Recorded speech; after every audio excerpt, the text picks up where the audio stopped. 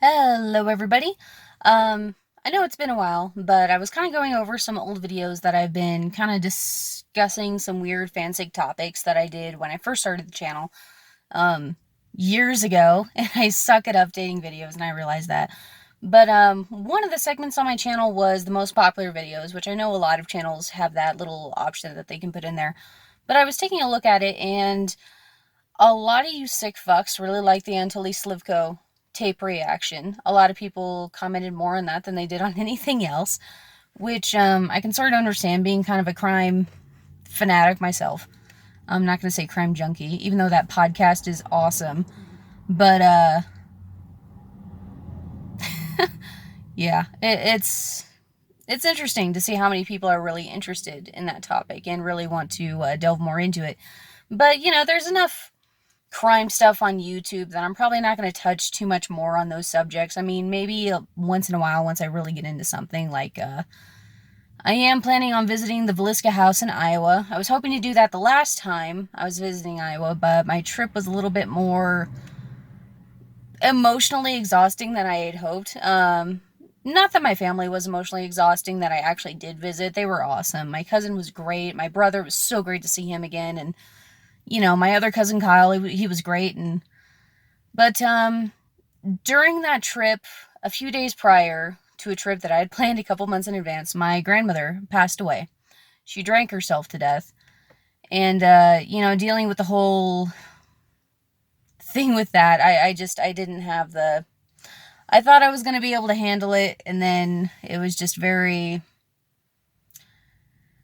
it was difficult. I mean, it was very difficult. My grandmother was essentially the one that raised me when, my biological mother, my egg donor, as Tora-chan calls her, basically bailed out on me for a large part of my childhood. She insists, no, she didn't. She insists, no, she didn't. But, she was high for a good portion of it, so I'm sure to her, it seemed like she wasn't gone that long. But my grandmother was the one who essentially raised me. My grandmother and my great-grandmother, who are now both passed away. So it's been tough. But my next trip to Iowa, I'll probably end up visiting the Villisca House, especially since it'll be a little bit closer to Halloween, so I'm hoping to get some nice footage of a nice little tour. I won't be spending the night. I'll probably just end up doing the day tour. But, yeah, I mean, it should be fun. One of the other things I noticed when I was going through my old videos is I did a video called Find Your Perfect RP Partner, and I also did a video that just basically said how not to review on fanfiction.net. Now I kind of want to combine the two of how not to RP on anything, how not to RP. And one of the main reasons for this is because in the last couple of years, I've had good RP experiences and I've had bad RP experiences, and I've had mediocre ones. I've had ones that started out good and then it wound up in a shit show. I've had ones that made absolutely no sense. I've had ones that were absolutely fucking infuriating to every degree possible. And I've had ones where people request like cliche bullshit because they think RP is just simply sexual. And sometimes it isn't. Sometimes it's just to get out of a writer's block. But, I've had RP scenarios with relatives. My cousin and I have written stuff together. I've had a sister and I write stuff together so that, she could develop her characters more. Because, she's just turned 15 and she kind of has this universe she's trying to work out in her head, but she has a lot of detail she hasn't worked out. So I have her characters intermingle with mine, which, I'll get into that later in the video. But yeah, essentially what I wanted to discuss was how not to RP. And first I'm going to discuss a little bit of how to initially RP that I felt like I really didn't discuss too well in the last video. And I may still not be discussing it very well now, but I want to at least attempt it. So when you're first RPing, right, you need to establish, is it going to be fictional characters or is it going to be like your OCs or whatever? Is it going to be, the South Park universe or the Steven universe, or is it going to be, and sometimes if you're already an established writer, when people are doing a role play with you, sometimes they don't realize that, oh, there's a whole cast of people I can pick from that aren't necessarily me, but are kind of this segment of me I want to represent right now. You know, like me, I have crime that I write, I have fantasy that I write, I have science fiction stuff that I write, I have, you know, my weird paranormal creepy shit, I have, you know, my younger audience, my older audience, my historical fiction, all sorts of fun stuff, you know, and a lot of writers have different universes that they like to work with. So when you are doing an RP with somebody, especially somebody that identifies as a writer, you need to figure out which universe, which character, you know, just so that they can have a better idea. I've had so many people try to message me, men, women alike, that try to do this whole thing of, I just want to do like a secretary and boss scenario, or I want to do a teacher-student thing. And it's just like, that doesn't fucking tell me anything. Like, it gives me a little bit of an idea for a setting, but is it in a monastery? Is this taking place in the 1800s? Is it fucking Victoria era? Is it the fucking plague? Does race play a role in it? Is it a racist you know, I don't fucking know. That doesn't tell me anything. Unless you're super uncreative and then you're just like, yeah, plaid skirts. That's what I'm into. Which plaid skirts are awesome. I'm not debating that. But is it an Asian school? You know, is it like an actual fucking... I don't know. I'm one of those people that's really picky with my RPs. I want to actually put some fucking thought into it so it'll be decent and fun to write, therefore fun to read. You know, not everyone's like that. Another thing you have to pick out is what sort of genres it's going to be. And it kind of fits into the whole of what type of RP. You know, is it going to be horror? Is it going to be apocalyptic? Is it going to be, you know... there was an RP I did with Tora-chan and a couple other people who... you know, we had to drop this RP because it was just very... My sister was involved with it too. But we did a post-apocalyptic thing. And before we got started, I asked her, well, what sort of post-apocalyptic thing do you want? And she's like, well, what do you mean? And I'm like, well, is it nuclear holocaust? Is it zombie apocalyptic? You know, is it dystopian? Is it like the robots rose and like destroyed humanity? Is it... the plants fucking died off? Is it like ice age? Is it global warming? Is it fucking just like, what is it? What's bringing about the end of the world? Is it a quarantine? Is it an illness? Is it a fucking like the crazies? So yeah, when I say detailed, I like to get detailed.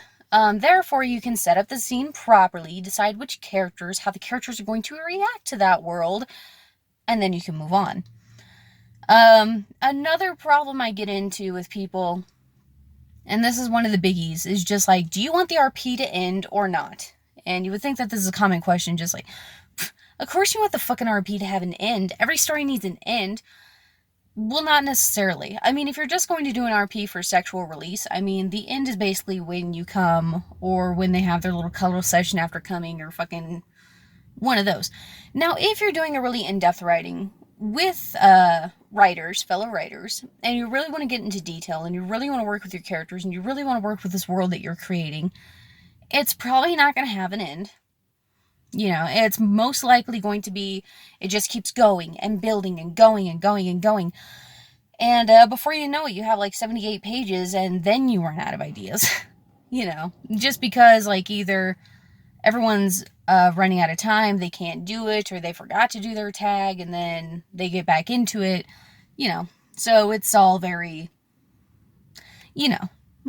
But a thing to get into when you are picking your RP partner is that you have to be really careful about what kind of energy is being created. Like, my sister wanted to do one thing in particular with one of her characters, and then it wound up switching to another character because it wound up changing the focus a little bit, which is fine. That's how it works.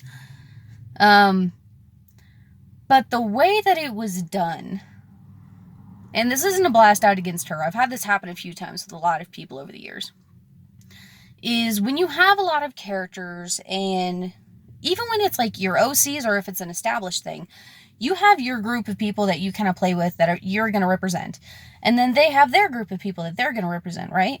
Now, if their people are not interacting with your people, the whole fucking thing is pointless. You know, there can be a couple scenes where they don't interact, and which is fine.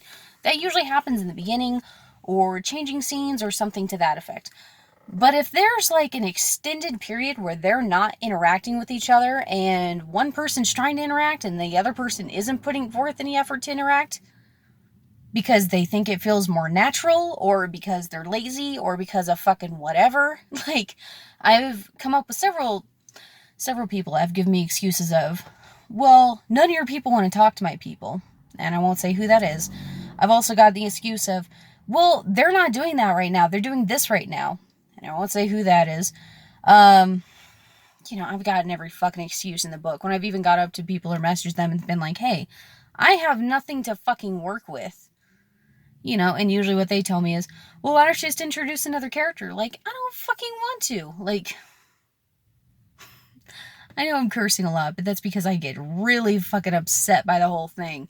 Is that, especially if my characters are already well established and I'm trying to, like, have just a small grouping or whatever. Because if I introduce way too many characters, my people are only interacting with my people because they're the only ones driving the story forward, and they're the only ones doing anything. And now I'm a hypocrite because now I can only interact with my people. Now it's my story, it's not an RP anymore.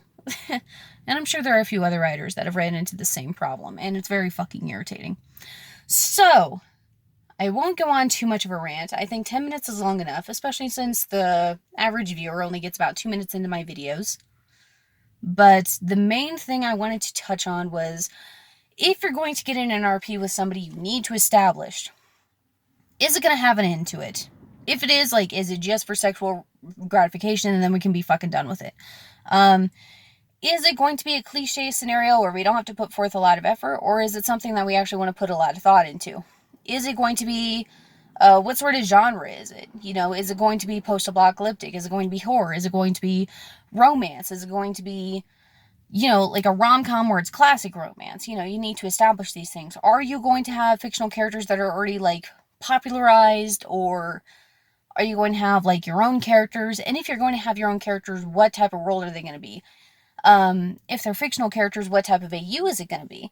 Is it going to be like Alpha Omega verse? Is it going to be, like a small little difference or whatever? Like, say you wanted to write something for My Hero Academia, but you wanted to keep Midoriya quirkless.